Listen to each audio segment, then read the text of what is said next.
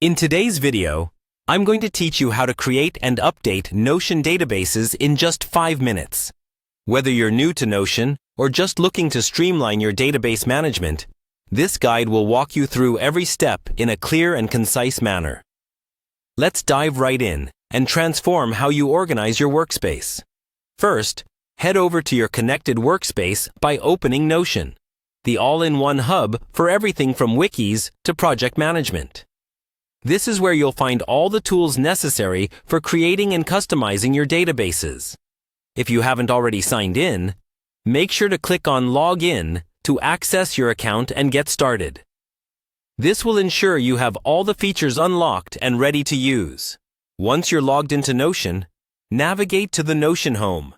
Here you can take a moment to familiarize yourself with the layout. This is the command center of sorts, where all your projects are listed and categorized.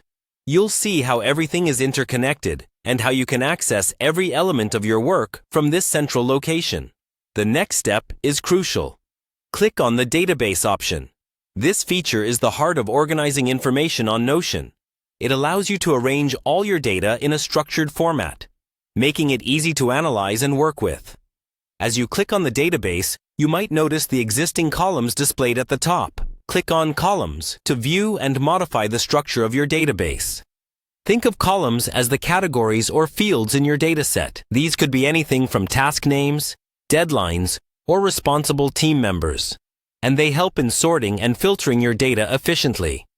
This step prepares your database for more advanced customization.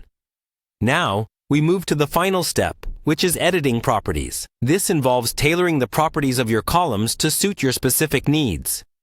By clicking on Edit Properties, you can add new columns, change data types, and set default values. For example, you may want to add a checkbox for task completion or switch a text field to a date field to better track deadlines. This level of customization ensures that your database closely aligns with your workflow and personal productivity style. And there you have it.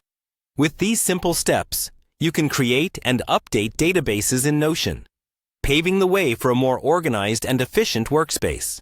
Just remember, the more you personalize and adjust these settings, the more productive and stress-free your projects will become. Thank you for watching, and I hope this tutorial helps you make the most of Notion's powerful database features. If you found this helpful, make sure to check out our other videos for more tips and tutorials.